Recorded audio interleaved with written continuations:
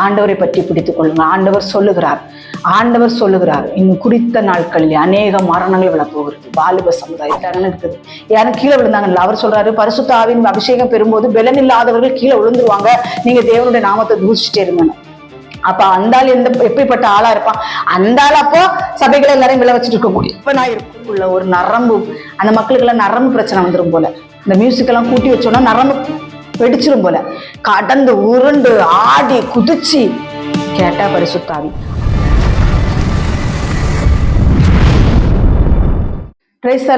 கர்த்தருடைய பிள்ளைகள் எல்லாரும் எப்படி இருக்கீங்களா? நல்லா இருக்கிறீங்களா? கர்த்தரனைக்கு கொடுக்கிற வேத வசனத்தின் தலைப்பு என்ன அப்படின்னா பரிசுத்த ஆவியானவர்.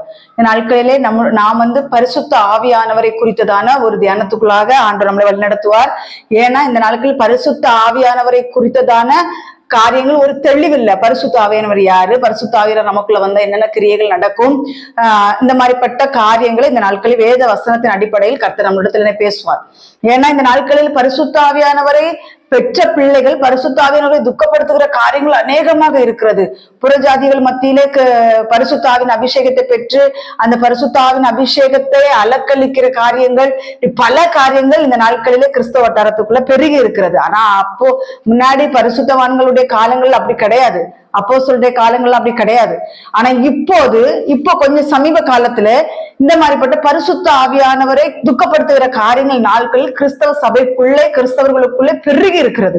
இந்த நாட்கள்ல பரிசுத்த ஆவியானவர் யார், பரிசுத்த ஆவியானவர் நமக்குள்ள வந்த என்னென்ன காரியங்கள் நடக்கும், எதற்காக பரிசுத்த ஆவியானவர் நமக்கு கொடுக்கப்பட்டார், அந்த காரியத்தை இந்த நாட்கள் நம்ம பார்ப்போம். முதலாவது பரிசுத்த ஆவியானவர் பொழிந்தருளப்பட்ட காரியங்களை நம்ம முதலாவது பார்த்துட்டு, ரெண்டாவது அவர் வந்தா என்னென்ன கிரியைகள் நமக்குள்ள நடக்கும் அப்படிங்கறத நம்ம பார்ப்போம். அப்போஸ்தலர் 2ஆம் அதிகாரம், அப்போஸ்தலர் 2:1 நான் வாசிக்கிறேன். பெந்தேகோஸ்தே என்னும் நாள் வந்தபோது அவர்கள் எல்லாரும் ஒருமனப்பட்டு ஓரிடத்தில் வந்திருந்தார்கள். கர்த்தருடைய பிள்ளைகளே, ஒரு மனதோடு நம்ம தேவ பாதத்தில் அமர்ந்திருக்கணும். இப்ப அநேகருடைய காரியம் என்ன அப்படின்னா, பரிசுத்த ஆவி கிடைக்கல, எங்களுக்கு பரிசுத்த ஆவி அபிஷேகம் கிடைக்கல, அநேகர் பரிசுத்த ஆவின் அபிஷேகம் கிடைச்சிருச்சுன்னு சொல்றாங்க, ஆனா எங்களுக்கு அந்த அனுபவமே இல்லை, பரிசுத்த ஆவின் அபிஷேகம் எப்படி கிடைக்கும் அப்படின்னு சொல்லி கேட்கிறவர்கள் உண்டு. ஆனா கர்த்தருடைய பிள்ளைகளே, ஒரு மனம், இப்ப நமக்கு பரிசுத்தான அபிஷேகம் வேணும் காத்திருக்கிற பிள்ளைகளுக்கு இந்த நாட்கள் கர்த்தர் கொடுக்கிற வார்த்தை, ஒரு மனதோடு நாம் தேவ பாதத்தில் அமர்ந்திருக்கும் பொழுது, கண்டதையும் கழுசதையும் போட்டு யோசிக்காம ஒரு மனதோடு தேவனுடைய பாதத்தில் அமர்ந்திருக்கும் பொழுது பரிசுத்த ஆவின் அபிஷேகம் கிடைக்கும். அது எப்படிங்க நாங்க தெரிஞ்சு கொள்றது, பரிசுத்த ஆவின் அபிஷேகங்கள் கிட்ட வந்துருச்சு அப்படிங்கறத நாங்க எப்படி தெரிஞ்சு கொள்கிறதுனா, 2வது வசனம், அப்பொழுது பலத்த காற்று அடிக்கிற முழக்கம் போல வானத்திலிருந்து சடுதியா ஒரு முழக்கம் உண்டாகி அவர்கள் உட்கார்ந்திருந்த வீடு முழுதும் நிரப்பிற்று. அல்லாமலும் அக்கினி மயமான நாவுகள் போல பிரிந்திருக்கும் நாவுகள் அவர்களுக்கு காணப்பட்டு அவர்கள் ஒவ்வொருவர் மேலும் அமர்ந்தது. பரிசுத்த ஆவியானவர் ஒருவருக்குள் வருவார் என்றால் அவர்களுக்குள் காணப்படுகிற அடையாளம் என்னன்னா, அந்நிய பாஷை, நமக்கே தெரியாத ஒரு பாஷை தேவன் நமக்குள்ள இருந்து பேசுவார். இதுதான் பரிசுத்த ஆவியின் அபிஷேகம் பெறுகிறதற்கு முதல் அடையாளம். அடுத்த வசனம், அவர்கள் எல்லாரும் பரிசுத்த ஆவியினாலே நிரப்பப்பட்டு ஆவியானவர் தங்களுக்கு தந்தருளின வரத்தின்படியே வெவ்வேறு பாஷைகளிலே பேச தொடங்கினார்கள். பரிசுத்த ஆவின் அபிஷேகம் நமக்குள்ள வருதுன்னா முதல் அடையாளம் என்ன அப்படின்னா, நமக்குள்ள இருந்து நமக்கே தெரியாத வெவ்வேறு பாஷைகளை நாம் பேச தொடங்குவோம். என்ன பேசுறோம் நமக்கே தெரியாது. அதுதான் கொரிந்தியர்ல எழுதப்பட்டிருக்கிறது, நாம் தேவனோடு பேசுகிறோமா. அந்நிய பாஷை பேசுகிறவன் ஆண்டவரோடு ரகசியங்களை பேசுகிறான் என்று வேதவசனம் சொல்கிறது. ஒருவனுக்குள் பரிசுத்த ஆவி வரும் என்றால், பரிசுத்த ஆவியானவர் ஒருவரை நிரப்புகிறார் என்றால் அவனுக்கு காணப்படுகிற அடையாளம் என்ன அப்படின்னா, அந்நிய பாஷை, பக்தி விருத்தி. அதுதான் ஒருத்தனுக்குள்ள பரிசுத்த ஆவியானவர் வந்துட்டார்னா அவனை பக்தி விருத்தி அடைய வச்சிருவாரு. அதுதான் வசனம் சொல்லுகிறது, அந்நிய பாஷை பேசுகிறவன் தனக்கு பக்தி விருத்தி உண்டாக பேசுகிறானா. ஏனோ தானோ என்று பேசுகிற பாஷை அல்ல இது, தனக்கு பக்தி விருத்தி உண்டாக வேண்டும் என்று அந்நிய பாஷை பேசுகிறான் என்று வேதவசனம் சொல்லுகிறது. இந்த நாட்களில அந்நிய பாஷை நீங்க பேசுங்க, உங்கள்கிட்ட என்ன சொல்றது, உங்கள்கிட்ட இந்த பிசாசுகள் ஓடுது, பல காரியங்களை இன்னைக்கு ஆட்கள் சொல்றாங்க.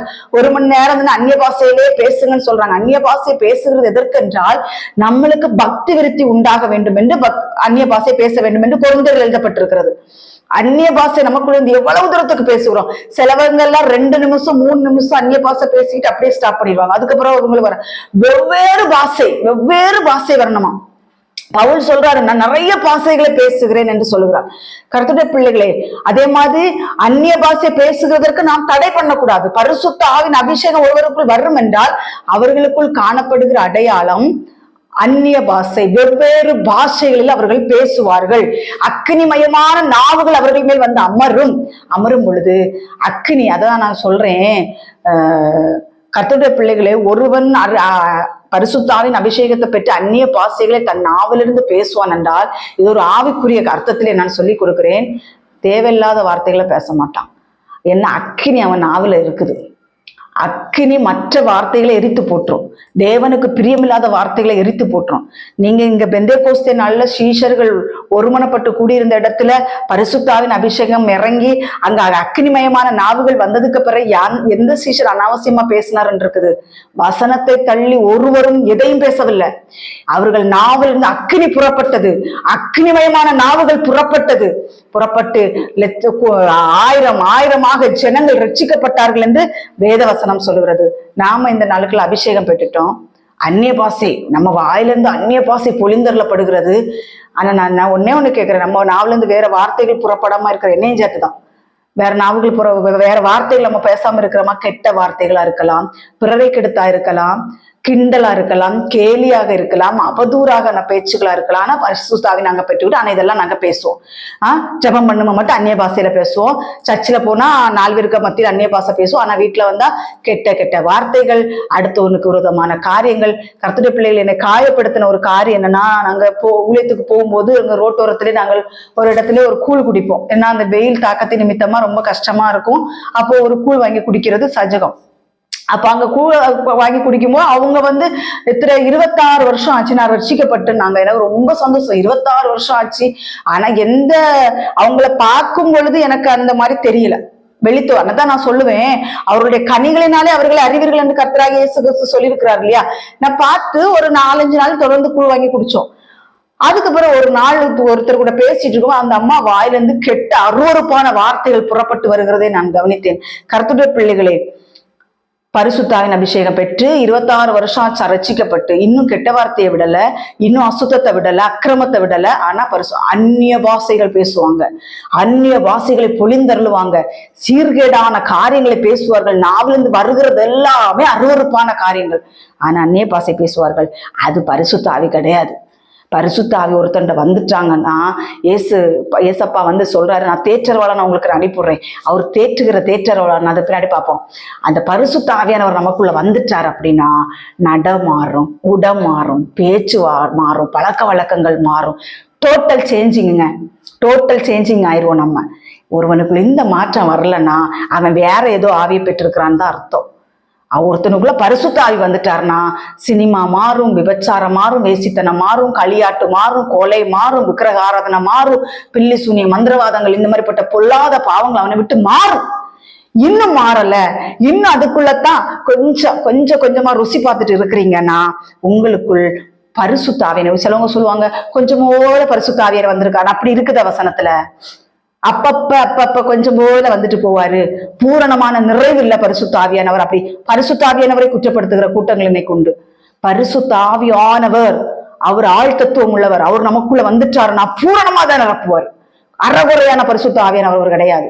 அப்போ உங்களுக்குள்ள ஒரு மிஸ்டேக் இருக்குது. நீங்க அப்ப பரிசுத்த ஆவியின் அபிஷேகத்தை பெற்று இன்னும் நான் சொல்ல அறியாம சில சிந்தைகள்ல நம்ம விரும்பாத பாவங்கள் சில நேரங்கள் நம்மளை ஆட்கொள்ளும் பொழுது அதை வந்து நமக்கு பரிசுத்த ஆவியானவர் உணர்த்தி கொடுப்பாரு. இது பாவம், அது என்ன சொல்ற, நமக்குள்ள இருந்து ஆண்டவர் பரிசுத்த ஆவியானவர் நம்மளை உணர்த்தி நடத்துவார்.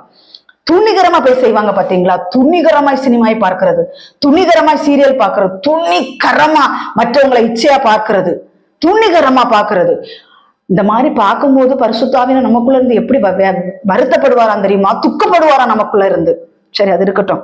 கர்த்தருடைய பிள்ளைகளே, இந்த மாதிரிப்பட்ட காரியங்கள், முதலாவது பரிசுத்த ஆவியின் அபிஷேகம் நமக்குள் வருகிற உணர்வு என்ன, எப்படி தெரிஞ்சுக்கலாம் அப்படின்னா, நமக்குள்ள வரும் பொழுது நமக்கு வந்து அந்நிய பாஷைகள், வெவ்வேறு பாஷைகளிலே நாம் பேசுவோம் என்று அப்போஸ்தலர் 2 நடவடிக்கைகள்ல போட்டிருக்குது. அப்போஸ்தலர் 2ஆம் அதிகாரத்துல போட்டிருக்கு. இதை பார்த்து நீங்க தெரிஞ்சுக்கொள்ளுங்க. அதே அப்போஸ்தலர் 2ஆம் அதிகாரம் 38வது வசனத்துல பேதுரு அவர்களை நோக்கி, நீங்கள் மனம் திரும்பி ஒவ்வொருவரும் பாவ மன்னிப்பு கண்டு இயேசு கிறிஸ்துவின் நாமத்தினாலே ஞானஸ்தானம் பெற்றுக் கொள்ளுங்கள், அப்பொழுது பரிசுத்தாவின் வரத்தை பெறுவீர்கள்.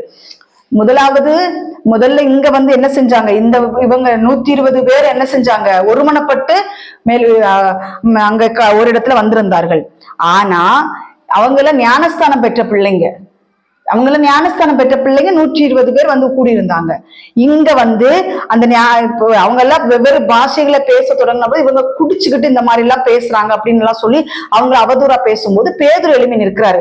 எழும்பினா அந்த ஃபுல்லா அந்த ஆண்டவர் சிலுவையில் அடிக்கப்பட்டது இது எல்லாத்தையுமே விளக்கமா என்ன செய்யறாரு, பிரசங்கிக்கிறாரு. பிரசங்கிச்ச உடனே அவர்கள் எல்லாம் கேட்கிறாங்க, இருதயத்துல அவ்வளவு குத்தப்பட்டுருச்சான்.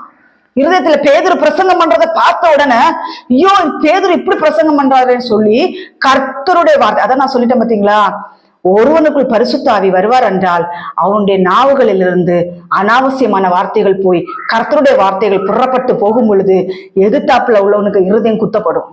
அவன் எந்த பாவத்துல இருக்கிறானோ, ஐயோ நான் இந்த பாவத்துல இருக்கிறேனுங்கிறது குத்தப்பட்டு அவன் என்ன செய்வான் அப்படின்னா, நான் என்ன செய்ய வேண்டும் என்று நம்ம இடத்துல கேட்பான். நான் என்ன செய்யணும், நான் கர்த்தருடைய வார்த்தை நான் முழுசா ஏற்றுக்கொள்கிறேன், என்ன செய்யணும்னு சொல்லி கேட்கும் பொழுது பேதுரு சொல்லுகிறாரு, எல்லாரும் மனம் திரும்புங்க. நீங்க முதல்ல மனம் திரும்புங்க.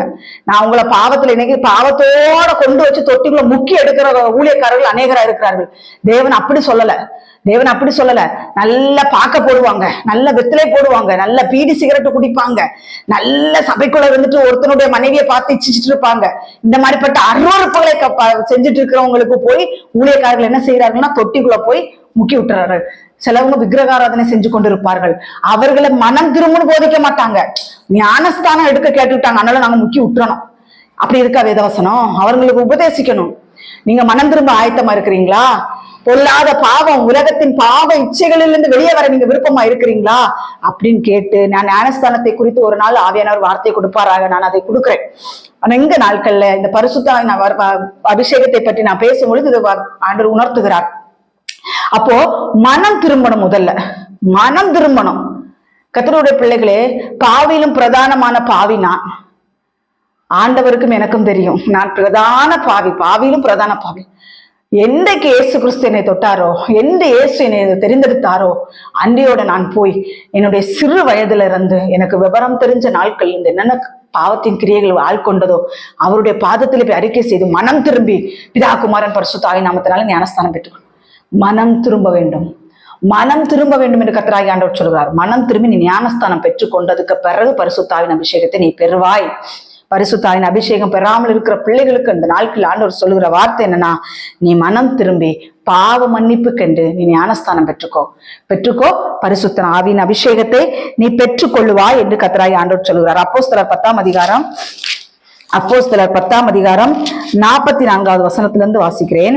இந்த வார்த்தைகளை பேதுரு பேசிக் கொண்டிருக்கையில் வசனத்தை கேட்டவர்கள் யாவர் மேலும் பரிசுத்த ஆவியானவர் இறங்கினார். இந்த வசனத்தை நான் எடுக்கும் பொழுது ஆவியானவர் என்னோடு இடைப்பட்டார். எதை கேட்கும் போது?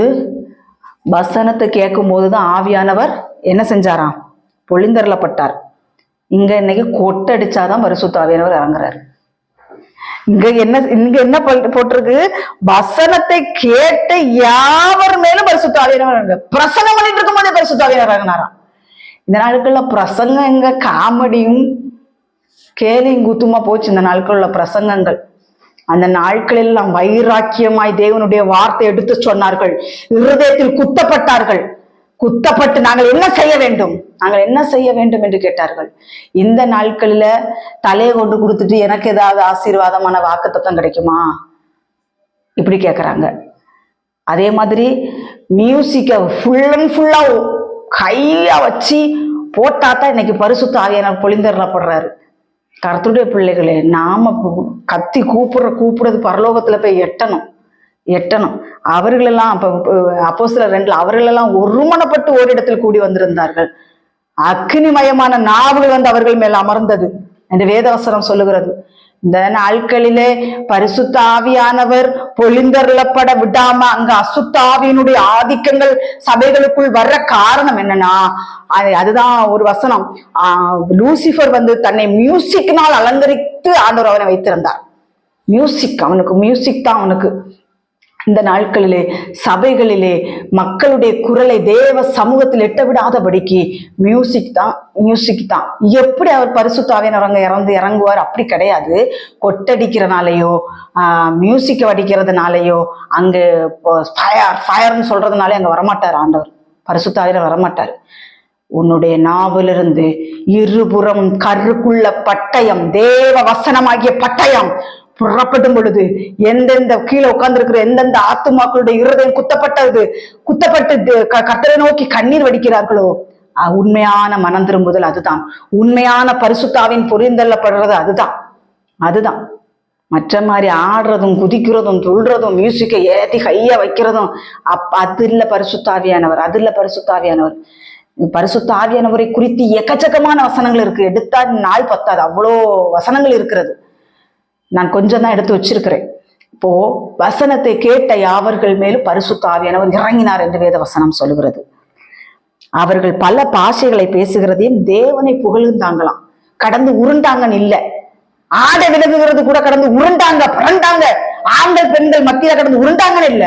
அவங்க பரிசுத்த ஆவியானவர் வந்த உடனே என்ன செஞ்சாங்க? தேவனை புகழ்ந்தாங்களாம். பல பாஷைகளை பேசினாங்களாம். அவர்களுக்கு தெரியாத பாஷைகளை பேசி தேவனை உயர்த்தி கொண்டிருந்தார்கள் என்று வேதவசனம் சொல்லுகிறது. பேதுருவோட கூட வந்திருந்த விருத்த சேதனமுள்ள விசுவாசிகள் கேட்கும் போது பரிசுத்த ஆவியின் வரம் புறஜாதிகளின் மேலும் பொழிந்தள்ளப்பட்டதை குறித்து பிரமித்தார்கள். எனக்கு அந்த அனுபவம் இருக்கு மக்களே. பக்கத்துல நம்ம ஒரு பரிசுத்த ஆவியில நிரம்பி இருக்கிறவங்கள பார்த்தா அவங்க பக்கத்துல உட்காந்து அந்த அண்ணல் நம்மளை தட்டும் பார்த்துக்கோங்க. அந்த அண்ணல் நம்மளை கொண்டு இப்படி வைராக்கியமா எழுந்து பிரகாசிக்க செய்யும். நிறைய பேருக்கு சொல்லி நான் கேள்விப்பட்டிருக்கிறேன். ஒருத்தவங்க பரிசுத்த ஆவிக்குள்ள நிரம்பி பரிசுத்த வாழ்க்கையில நிரம்பி தேவனுக்காக செத்தாலும் நான் சாவேன் என்று சொல்லி சில பரிசுத்த கூட்டம் இருக்குது பாத்தீங்களா, அவங்க பக்கத்துல போய் இருந்தாலும் அந்த அண்ணல் இங்க தட்டுறதான் நான் உணர்ந்திருக்கிறேன். அதுதான் பரிசுத்த ஆவியானவர்.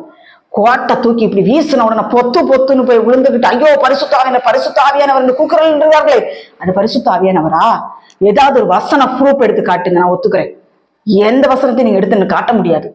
ஏன்னா பரிசுத்த ஆவியானவர் பொழிந்தருளப்படும் பொழுது வெவ்வேறு பாஷைகளை பேசுவார்கள், தேவனை புகழ்வார்கள், ராஜாவை புகழ்வார்கள் என்று வேத வசனம் சொல்லுகிறது. இந்த நாட்களிலே எடுத்து காட்டுங்க. தேவனை பரிசுத்த ஆவியின் கிடைச்ச உடனே கரண்டு உருள்றதும் பிறல்றதும் தேவையில்லாத காரியங்கள் தான் சபைக்குள்ளே நடந்து கொண்டிருக்கிறது. தேவன் அப்படி சொல்லல. நீங்க பரிசுத்த ஆவியின் அபிஷேகம் பெற்றிருக்கிற பிள்ளைகளா இருந்தீங்கன்னா தேவனை புகழ சொல்லுகிறார் ஆண்டவர். தேவனை ஸ்தோத்தரித்து கொண்டே இருங்க. தேவனை புகழுகிறதுனா தேவனை ஸ்தோத்தரிக்கிறது தான். அந்நிய பாஷைகளை நீங்கள் பேசும் பொழுது தேவனோடு ரகசியங்களை பேசிக் கொண்டிருக்கிறீர்கள் என்று தேவனாகிய கர்த்தர் நாளுக்கு நமக்கு வார்த்தை கொடுக்கிறார். யோவான் 16 அதிகாரம் 7:8 யோவான் 16:7-8 சொல்லப்பட்டிருக்கிறது. ஸ்தோத்திரம். யோவான் 16:7-8 நான் உங்களுக்கு உண்மையை சொல்லுகிறேன், நான் போகிறது உங்களுக்கு பிரயோஜனமா இருக்கு. யார் சொல்றானா? இயேசு கிறிஸ்து சொல்கிறாரு, நான் போகாதிருந்தால் தேற்றரவாளன் உங்களிடத்தில் வரார், நான் போவேனே ஆகில் அவரை உங்களிடத்தில் அனுப்புவேன் என்ன சொல்றான்? தேற்றரவாளன் யாருன்னா பரிசுத்த ஆவியானவர். இயேசு கிறிஸ்து போய் நான் தேற்றரவாளனை அனுப்புகிறேன் என்று சொல்லிட்டு போறாரு. அவர் என்ன செய்வாராம்? கெக்க புக்கன்னு கடந்து சிரிப்பாருன்னு இருக்குதா, இல்லைன்னா கடந்து உருள்வாருன்னு இருக்குதா? என்ன இருக்குது பாருங்க அடுத்த வசனம். யோவான் 16 அதிகாரம் 8வது வசனத்துல எழுதி வச்சுக்கோங்க நீங்க. அவர் தேற்றரவாளனாகிய பரிசுத்த ஆவியானவர் பாவத்தை குறித்தும் நீதியை குறித்தும் நியாய தீர்ப்பை குறித்தும் உலகத்தை கண்டித்து உணர்த்துவாருன்னு இருக்கு. ஆசீர்வாதத்தை பொழிந்தருள்வாருன்னு இல்ல, தீர்க்க தரிசனம் வரங்களை பொழிந்தருள்வாருன்னு இல்ல, வாக்கு தத்தங்களை பொழிந்தருள்வாருன்னு இல்ல. அவர் என்ன செய்வாராம்? பாவத்தை குறிச்சு உணர்த்துவாராம், நீதியை குறிச்சு உணர்த்துவாராம், நியாய தீர்ப்பை குறிச்சு உணர்த்துவாராம். இந்த நாட்கள்ல பரிசுத்த ஆவியானவரை கேலிங் கூட்டம் ஆக்கி வச்சிருக்கிறாங்க. கிறிஸ்துன்னு சொன்னோம்னா அங்க பொத்துன்னு போய் விழுகுதுங்க. சொல்லி வச்சு செய்யறாங்களா எப்படின்னு எனக்கு தெரியல மக்களே. இந்த கூட்டங்கள் எல்லாம் நம்ம நம்பி ஏமாந்துடக்கூடாது. நீங்க பைபிளை நல்லா படிக்கணும். பரிசுத்த ஆவியானவர் வந்தா என்ன செய்வாரு? போதிச்சு நடத்துவாரு. புரியுதா நான் சொல்றது? இந்த நாட்கள்ல நீங்களே பாப்பீங்க. எத்தனை பேர் இந்த மெசேஜை கேட்கறவங்க பொத்துன்னு போய் விழுந்தீங்கன்னு எனக்கு தெரியல. ஊழியக்காரன் தலையில கை வச்ச உடனே அங்க ஏன் மத்த நேரத்துல எல்லாம் பரிசுத்த ஆவியின் அபிஷேகம் வராதா? ஊழியக்காரன் தலையில கை வச்சாதான் உங்களுக்கு பரிசுத்த ஆவி வருமா? பேதுரு எத்தனை பேருக்கு தலையில கை வச்சு ஜெபம் பண்ணாரு? இருக்குதா வசனம்? வசனத்தை பிரசங்கித்தார், பரிசுத்த ஆவியானவர் இறங்கினார். இருதயத்துல எல்லாம் குத்தப்பட்டு மனம் திரும்பினாங்க. திரும்பின உடனே அங்க பரிசுத்த ஆவியானவர் வந்து இறங்கினாரு. ஊழியக்காரன் தலையில கைய வச்சோன்னா துள்ளி குதிச்சு வானத்துக்கு ஏறுறது. இந்த மாதிரிப்பட்ட காரியங்கள் எல்லாம் இல்லை. சரியா? கர்த்தருடைய பிள்ளைகளே, பரிசுத்த ஆவியானவர் வந்தார்னா பாவத்தை குறிச்சு கண்டித்து உணர்த்துவார்.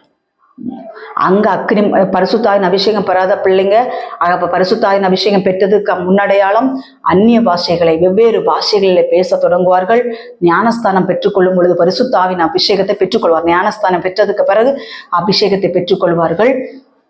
அபிஷேகம் பெற்றவர்கள் துள்ளதும் ஆடதும் குதிக்கதுமாக இருக்க மாட்டார்கள். அவர்களுக்குள் பரிசுத்த ஆவியானவர் வந்தாருன்னா எந்தெந்த பாவத்துல இருக்கிறீங்களோ அந்தந்த பாவத்திலிருந்து வெளியே வர்றதுக்கு அவர் உதவி செய்வார், நமக்கு உதவி செய்வார். அதனால பரிசுத்த ஆவியானவரை மூட நம்பிக்கைகளாய் செய்து கொண்டிருக்கிறார்கள் என்று தேவனாகிய கர்த்தர் வார்த்தை கொடுக்கிறார். லூக்கா 12 அதிகாரம் அதுல சொல்லப்பட்டிருக்கிறது 12வது வசனம். நீங்கள் பேச வேண்டியவைகளை பரிசுத்த ஆவியானவர் அந்நேரத்திலே உங்களுக்கு போதிப்பார் என்றார். கர்த்தருடைய பிள்ளைகளே, நம்ம சில நேரங்கள்ல பரிசுத்த ஆவி நமக்கு கொடுக்கப்படுகிறது எதுக்காக தெரியுமா? தத்தளிச்சுட்டு நிற்போம். தத்தளிச்சு நம்ம மேல எந்த தப்புகளும் இருக்காது, நம்ம யாரையும் குறித்து எதுவும் பேசியிருக்க மாட்டோம், ஆனா நம்ம மேல பழி சுமரும். இந்த மாதிரிப்பட்ட அனுபவங்கள் ஏராளமாக நான் பட்டிருக்கிறேன். வீண் பழிகளை சுமத்துவார்கள். என்ன பேசுறது ஆண்டவரே, நான் எந்த தப்புமே செய்யலையே, நீ தப்பு செஞ்சுட்டு போய் பேசினாங்க ஆவியானவர் இடைபட மாட்டார். நீ பரிசுத்தமா இருந்து உனக்கு விரோதமான தீக்கணைகளான வார்த்தைகள், உனக்கு விரோதமான காரியங்களை மற்றவர்கள் செய்வார்கள் என்றால் நீ கவலைப்படாத. நீ என்ன பேச வேண்டும்ங்கிறத பரிசுத்த ஆவியானவர் உங்ககிட்ட இருந்து பேசுவார். என்கிட்ட இருந்து பல நாட்கள் பரிசுத்த ஆவியானவர் இடைப்பட்டதை நான் பார்த்திருக்கிறேன்.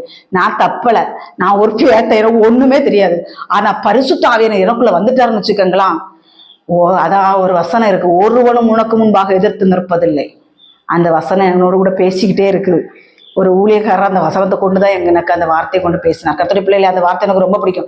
முதுகுக்கு பின்னாடி 1000 பேர் 1000 பேசலாம், உனக்கு முன்பாக ஒருவனும் எதிர்த்து நிற்பதில்லை. ஏன்னா நம்ம மாமிசத்திலேயோ சுயத்திலே பேசல, நமக்குள் இருந்து பேசுகிறவர் ஆவி ஆனவர். அதான் அங்க போட்டிருக்கு, ஆவி ஆனவர், பரிசுத்த ஆவியானவர் அந்நேரத்திலே உங்களுக்கு போதிப்பார் என்றார்.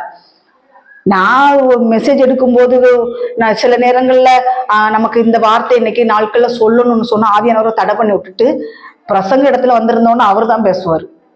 போதிச்சு வழி நடத்தக்கூடிய தேவன். தீக்கணையான சொற்கள், தீக்கணையான காரியங்களை உங்கள் மேல் யாரு என்னவும் பண்ணிட்டு போட்டோம். சிலவங்க எல்லாம் ஸ்டேஷன்ல கேஸ் கொடுத்துருவாங்க. அங்க போலீஸ் ஸ்டேஷன்ல போய் என்னத்த பேசணும்னு தெரியாது, திணறிட்டு நிற்பாங்க. அந்த நேரத்துல பரிசுத்த ஆவியானவரை துணை கலைங்கள், ஆவியானவரே நான் நிரபராதி, நான் எந்த பாவமும் செய்யல, ஆனா எனக்குள்ளிருந்து நீங்க பேசுவீங்க ஆண்டவரே அப்படின்னு சொல்லி ஆவியானவரை துணைக்கு அழைச்சிட்டு போங்க. அங்க ஒரு விடுதலை உங்களுக்கு உண்டாகும். உங்களுக்கு விரோதமாய் எந்த சத்துருக்கள் எழும்பி வந்தாலும் அந்த இடத்துல பரிசுத்த ஆவியானவர் உங்களுக்குள்ள இருந்து பேசுமா, அவன் வெட்கப்பட்டு போயிடுவான். இன்னொன்னு சொல்றேன், நீங்க நீதியா இருந்தால் மட்டும்தான் இந்த காரியம். நீங்க மற்றவனுக்கு சொத்தை அபகரிச்சுட்டு மற்றவனுக்கு காரியங்களை நீங்களும் அபகரிச்சுட்டு போய் பரிசுத்த ஆவியானவர் எங்கிட்ட வந்து போலீஸ் ஸ்டேஷன்ல பேசணும், நீதிமன்றத்துல பேசணும், அங்க பேசணும், இங்க பேசணும்னா அங்க வரமாட்டாரு. நீங்க உண்மையா இருந்துட்டு போனீங்கன்னா கண்டிப்பாக பரிசுத்த ஆவியானவர் அங்கே உங்களோடு கூட இடைப்படுவார். இதுல என்ன எனக்கு தோடப்பட்டுச்சுன்னா, பரிசுத்த ஆவியானவர் போதித்து வழி நடத்தக்கூடிய பரிசுத்த ஆவியானவர். பரிசுத்த ஆவியானவர் நமக்குள்ள வந்து அது நடக்கும் என்று வேதவசனம் சொல்லுகிறது. தீத்து 3ஆம் அதிகாரம் அதுல என்ன சொல்லப்பட்டிருக்கு பாருங்களேன்.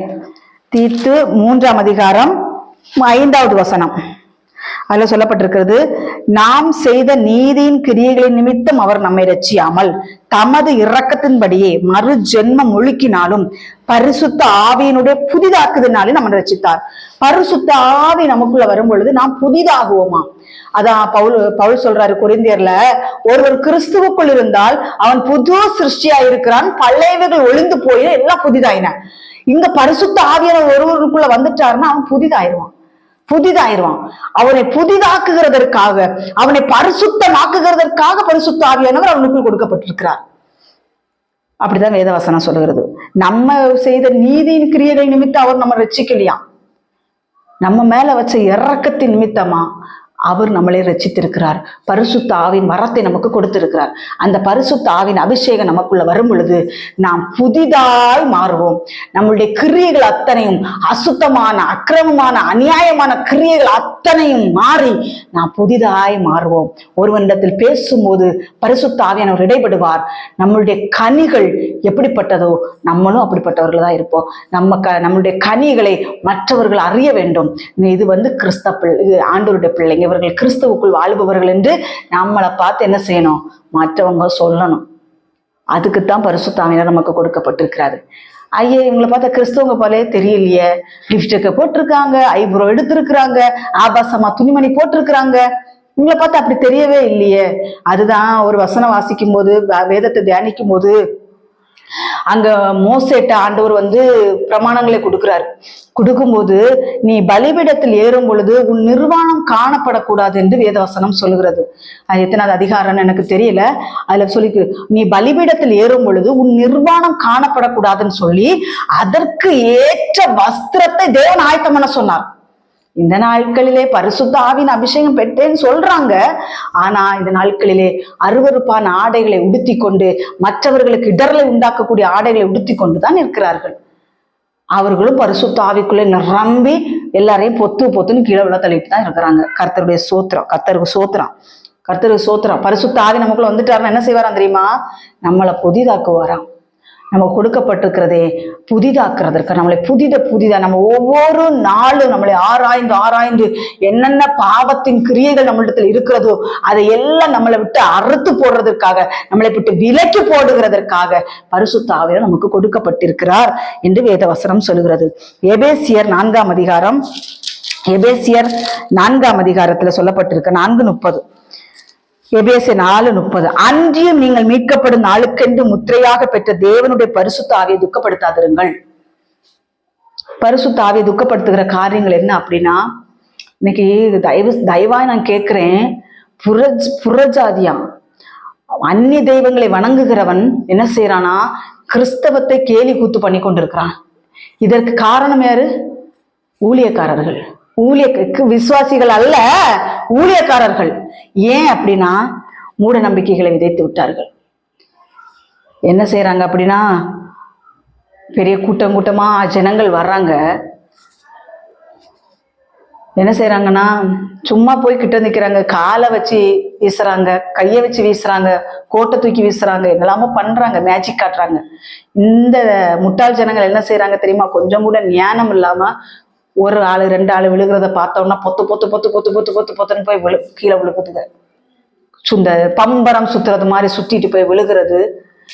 இந்த மாதிரிப்பட்ட காரியங்களை செய்கிறதை புறஜாதியான் எடுத்து கேலி கூத்து, சினிமா பாடல்கள், விக்கிரக பாடல்களை போட்டு கிறிஸ்தவத்தை கேலி கூத்து பண்ணிட்டு இருக்கிறாங்க. இதற்கு முழுக்க காரணம் கிறிஸ்தவர்கள் பரிசுத்த ஆவியை துக்கப்படுத்தி கொண்டிருக்கிறீர்கள். ஒரே ஒரு விஷயம் மாத்திரம் சொல்றேன், ஒருவன் எந்த பாவம் வேணாலும் செஞ்சா அவர் மன்னிப்பாராம்.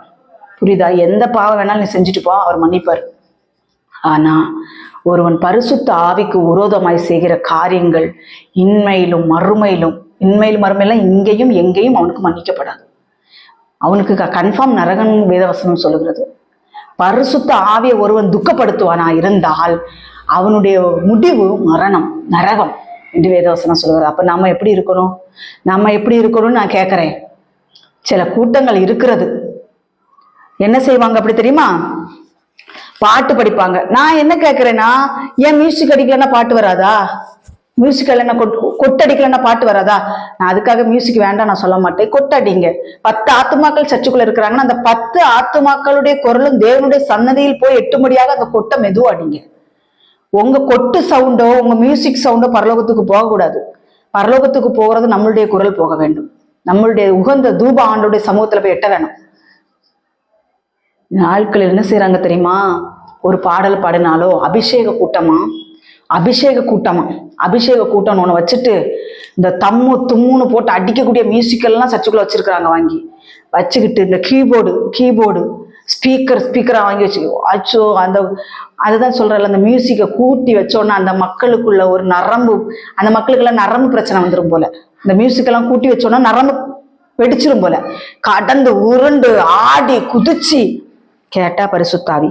ஆனால் அவர்களுடைய கிரியைகளில் எந்த மாற்றமுமே இருக்காது, எந்த மாற்றமுமே இருக்காது. எனக்கு தெரிஞ்ச ஒரு இடத்துல கர்த்தருடைய பிள்ளை ஆவியானவர் உணர்த்துறபடியாக நான் சொல்லுகிறேன். ஒரு இடத்துல ஒரு கூட்டம் வைத்திருந்தார்கள். நாங்கள் போக வேண்டிய சூழ்நிலை வந்தது. நாங்கள் போனோம்.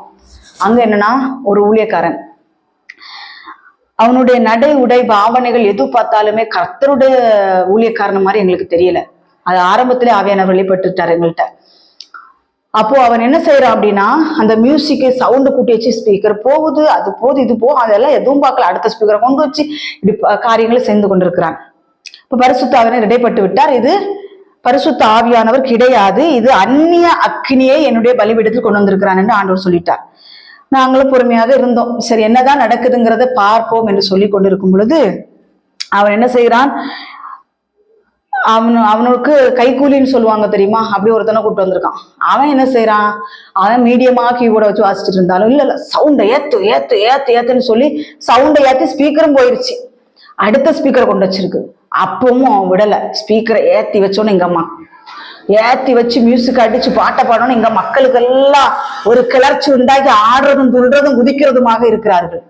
பார்த்து கொண்டே இருக்கிற மனசெல்லாம் ரொம்ப வேதனையாக, இப்படி மக்களை வஞ்சிக்கிற ஓனாய் இப்படி மக்களை வஞ்சித்து கொண்டு இருக்கிறது என்று சொல்லி ரொம்ப மனசு வேதனையாக இருந்தது. அதற்கு பிறகு என்னன்னா, ஒரு ஜப எண்ணெய் ஆயில் கையில வைத்திருக்கிறான். அவனுக்கு கைக்கூலின்னு சொல்லி கொஞ்சம் ஒரு பெண்ணு இன்னொருத்தையும் அப்படின்னு கொஞ்சம் கைக்கூலிகள் இருக்கிறாங்க. அவங்களுக்கு எல்லாம் மரியாதை கொடுக்கணுங்கிற தேவை கிடையாது. கர்த்தருடைய பிள்ளைகளே, சாத்தானின் கூட்டத்திற்கு எதற்கு நம்ம மரியாதை கொடுக்க வேண்டி இருக்கிறது தெரிகிறது, கண்கூடாக தெரிகிறது. நம்ம அசுத்தாவிகளை கொண்டு வந்து செய்து கொண்டிருக்கிறாங்க. அப்ப என்ன ஆயிடுச்சுன்னா, ஒவ்வொரு ஆளுக்கு தலையிலையும் கை வச்சு ஜோம் பண்ணும்போது பொத்து பொத்து பொத்து பொத்து பொத்துன்னு போயிடுது. அப்பொழுது ஒரு சகோதரி சொன்ன விஷயம், கர்த்தருடைய பிள்ளைகளே, அந்த சகோதரியும் கடந்து துள்ளுனாங்க, ஆடுனாங்க, குதிச்சாங்க, எல்லாம் பண்ணிக்கிட்டு அந்த சகோதரி என்னிடத்துல கேட்கிறார்கள், சிஸ்டர் எனக்கு ஒரு சந்தேகம், பரிசுத்த ஆவி வந்தா கீழே விழுவாங்களா? எனக்கு டவுட்டா இருக்கு சிஸ்டர், நீங்க எனக்கு ஒரு விளக்கம் கொடுங்க. அப்பொழுது வசனத்தை வைத்து அவர்களுக்கு நான் விளக்கம் கொடுத்தேன். எந்த வசனத்துல இருக்கு சிஸ்டர் பரிசுத்த ஆவியின் அபிஷேகம் வந்தா கீழே விழுவாங்கன்னு எந்த வசனம் இருக்கு? அந்த சகோதரருடைய மனக்கண்கள் திறக்கப்பட்டது. கர்த்தருடைய பிள்ளைகளே, பரிசுத்த ஆவி வந்தா கீழே விழ மாட்டாங்க. ஆனால் அதுக்கப்புறம் சிஸ்டர் அவங்களுக்கு மனசே சரியில்லாம போயிட்டு, ஏன்னா அந்த சிஸ்டர் அப்படி கிடந்து. அப்போ அவன் எந்த ஆவி அந்த மக்களுடைய தலையின் மேல் இறக்கி கொண்டிருக்கிறான்? எந்த ஆவி கிரியை செய்கிறது? அதற்கு பிறகாக என்னிடத்தில் வந்தான் வந்து என் தலையில கை வச்ச உடனே ஆவியானவர் பலமாயிடைப்பட்டார். அவனுடைய வாயிலிருந்து ஒரு வார்த்தை கூட, கள்ள தீர்க்கதரிசியின் வாயிலிருந்து ஒரு வார்த்தை கூட தேவன் புறப்பட விடாதபடிக்கு ஆவியானவர் பலமாயிடைப்பட்டார் அவனிடத்தில். அவனால் வெளியே வர முடியவில்லை. தலையிலிருந்து கையெடுத்துட்டு போயிட்டான். போய்விட்டு சொல்லுகிறான், எனக்கு கிரியை செய்ய முடியவில்லை. பரிசுத்த ஆவியானவர் என்னைக்காவது அப்படி சொல்லுவாரா, எனக்கு கிரியை செய்ய முடியவில்லை என்று? அவன் சொல்லுகிறான், என்னுடைய தலையில கை வைத்து விட்டு ஜெபம் பண்ணி விட்டு போயிட்டு சொல்லுறான், எனக்கு இங்கே கிரியை செய்ய முடியவில்லை என்று சொல்லுகிறான். கிரியை செய்ய முடியலன்னு போய் சேர்ல போய் உட்கார்ந்துட்டான். கர்த்தருடைய பிள்ளைகளே, அந்நிய அக்கினியை பலிபீடத்தின் மேல் கொண்டு வருகிறவர்கள் ஏராளமானவர்களாய் இருக்கிறார்கள். இவர்களுக்கு நாம் ரொம்ப கவனமாக இருக்க வேண்டும். என் கணவனுக்கு வெளிப்பட்டு விட்டது, எனக்கு வெளிப்பட்டு விட்டது. இது அந்நிய அக்கினி, அந்நிய ஆவி, பிசாசு அப்படிங்கிறது எங்களுக்கு வெளிப்பட்டு விட்டது.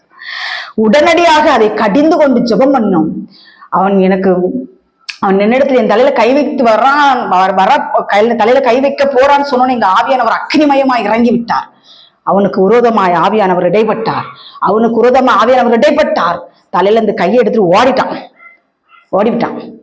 கர்த்தருடைய பிள்ளைகளை, இந்த நாட்கள் கர்த்தர் கொடுக்கிற வார்த்தை பரிசுத்த ஆவிக்கும் அசுத்த ஆவிக்கும் உள்ள வித்தியாசத்தை நாம் தெரிந்து கொள்ள வேண்டும். எல்லாம் பரிசுத்த ஆவின்னு தெரிஞ்சு நம்ம தலையில கை வைக்க விடக்கூடாது. அவன் அசுத்த ஆவிகளை நம்முடைய தலையின் மேல் இறக்கி விட்டு கடந்து போவான். அதனால நம்மளுடைய வாழ்க்கையில நம்ம பரிசுத்த ஆவியை துக்கப்படுத்துகிற காரியங்கள் என்னென்ன இருக்குது, தயவு செஞ்சு சொல்றேன்.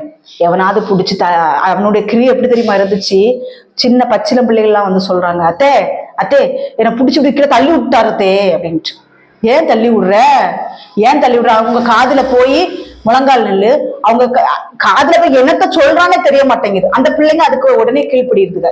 அப்படி இருக்கக்கூடாது. பரிசுத்த ஆவியானவர் வரும் பொழுது நீங்க எடுத்து பாருங்க. நான் இப்ப கொடுக்குற வசனத்தை எல்லாம் நீங்க நோட் பண்ணி பாருங்க. பரிசுத்த இன்னும் நிறைய வசனங்கள் இருக்கு தேவனுடைய பிள்ளைகளே. எல்லாம் எடுத்த நமக்கு டைம் பத்தாது இல்லையா, அதெல்லாம் எடுக்கல. அப்போ பரிசுத்த ஆவியானவர் வரும் பொழுது அவன் என்ன செய்வான் அப்படின்னா, பலன் அடைவான், பலன் அடைவான், அவன் கீழே விழமாட்டான் என்று வேதவசம். அதுக்கடுத்து இன்னொரு ஆவியானவர் இடைப்படாரு. ஒரு ஆளு இதுக்கு முன்னாடி நான் பரிசுத்த ஆவியான வரத்தை குடிச்சு ஒரு மெசேஜ் கொடுத்திருந்தேன்.